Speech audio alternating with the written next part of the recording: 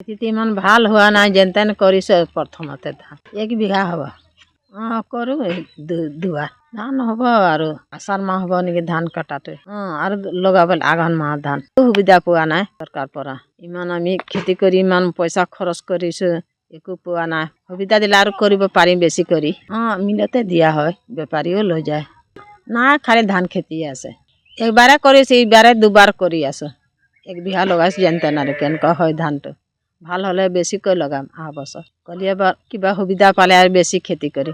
আমাৰ কিবা তিথি সুবিধা দিলে আৰু বেছি খেতি কৰি। একো সুবিধাই পোৱা নাই, পালে খেতি কৰি। আমি আগত বেলেগ খেতি কৰিছিলোঁ, কিন্তু আমাৰ এইটো মাটিত মানে এইবাৰ প্ৰথম কৰিছোঁ। প্ৰডাকশ্যন মানে ভালে হৈছে, মানে অলপ যিমান হ'ব লাগিছিল যিমান মানে একেবাৰে হোৱা নাই, হ'লেও মানে তথাপি ভালে হৈছে। এবাৰ শালি খেতিও কৰা হয় আৰু এবাৰ মানে আমি টেষ্টিং কৰিছোঁ মানে এইটো বড়ো খেতিটো। এতিয়া বৰ্তমান ভালে হৈছে। অহা বছৰলৈকে আকৌ কৰিম বুলি ভাবি আছোঁ।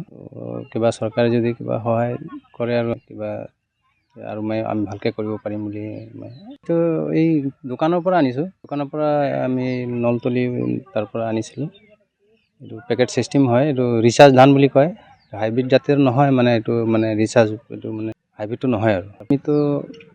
আমি 5-6 বিঘামান কৰিছোঁ আৰু বেলেগ খেতিও কৰিছে বহুত, 10-12-15 বিঘামান ইফালে মানে এইবাৰ মানে টেষ্টিঙৰ কাৰণে কৰা হৈছে। অহাবলৈ আৰু বাঢ়িব এইটো আমাৰ এৰিয়াটো। ধান মোটামুটি ভালেই হৈছে, শালি ধানতকৈ অলপ ভালেই হৈছে। দুটা এতিয়া এইটো কাটি পেলাই আকৌ শালিটো লগাব পাৰিম আমি। কঠীয়া আমাৰ শালিৰ কাৰণে কঠীয়া দৰা ৰেডি কৰা হৈ আছে। এইটো কঠীয়া পেলোৱালৈকে মানে 4 মাহ লাগি যায়। এই ধানটো মানে আমাৰ কঠীয়া পেলোৱাৰ পৰা লৈ আৰম্ভৰ পৰা লৈ 4 মাহত মানে আমি কাটি ধান পকি যায়, মানে কাটিব পাৰোঁ আমি। খেতিটো ইমান ভাল হোৱা নাই, যেন তেন কৰিছে প্ৰথমতে ধান 1 বিঘা হ'ব। কৰোঁ দুৱা ধান হ'ব আৰু আষাৰ মাহ হ'ব নেকি ধান কটাটো। আৰু লগাব আঘোণ মাহ ধান। সুবিধা পোৱা নাই চৰকাৰ পৰা।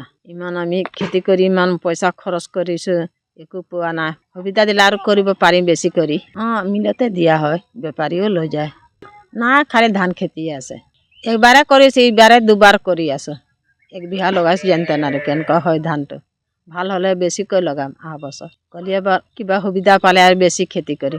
আমাৰ কিবা তিথি সুবিধা দিলে আৰু বেছি খেতি কৰি। একো সুবিধাই পোৱা নাই, পালে খেতি কৰি। আমি আগত বেলেগ খেতি কৰিছিলোঁ, কিন্তু আমাৰ এইটো মাটিত মানে এইবাৰ প্ৰথম কৰিছোঁ। প্ৰডাকশ্যন মানে ভালে হৈছে, মানে অলপ যিমান হ'ব লাগিছিল যিমান মানে একেবাৰে হোৱা নাই, হ'লেও মানে তথাপি ভালে হৈছে। এবাৰ শালি খেতিও কৰা হয় আৰু এবাৰ মানে আমি টেষ্টিং কৰিছোঁ মানে এইটো বড়ো খেতিটো। এতিয়া বৰ্তমান ভালে হৈছে। অহা বছৰলৈকে আকৌ কৰিম বুলি ভাবি আছোঁ। কিবা চৰকাৰে যদি কিবা সহায় কৰে আৰু কিবা আৰু আমি ভালকৈ কৰিব পাৰিম বুলি এইটো এই দোকানৰ পৰা আনিছোঁ। দোকানৰ পৰা আমি নলতলি তাৰ পৰা আনিছিলোঁ। এইটো পেকেট ছিষ্টেম হয়, এইটো ৰিচাৰ্জ ধান বুলি কয়। হাইব্ৰিড জাতীয় নহয়, মানে এইটো মানে ৰিচাৰ্জ, এইটো মানে হাইব্ৰিডটো নহয় আৰু। আমি 5-6 বিঘামান কৰিছোঁ আৰু বেলেগ খেতিও কৰিছে বহুত, 10-12-15 বিঘামান ইফালে মানে এইবাৰ মানে টেষ্টিঙৰ কাৰণে কৰা হৈছে। অহাবলৈ আৰু বাঢ়িব এইটো আমাৰ এৰিয়াটো। ধান মোটামুটি ভালেই হৈছে, শালি ধানতকৈ অলপ ভালেই হৈছে। দুটা এতিয়া এইটো কাটি পেলাই আকৌ শালিটো লগাব পাৰিম আমি। কঠীয়া আমাৰ শালিৰ কাৰণে কঠীয়া দৰা ৰেডি কৰা হৈ আছে। এইটো কঠীয়া পেলোৱালৈকে মানে 4 মাহ লাগি যায়। এই ধানটো মানে আমাৰ কঠীয়া পেলোৱাৰ পৰা লৈ আৰম্ভৰ পৰা লৈ 4 মাহত মানে আমি কাটি ধান পকি যায়, মানে কাটিব পাৰোঁ আমি। যিকোনো খবৰৰ বাবে যোগাযোগ কৰক আমাৰ এই নম্বৰত 9181 307 2221।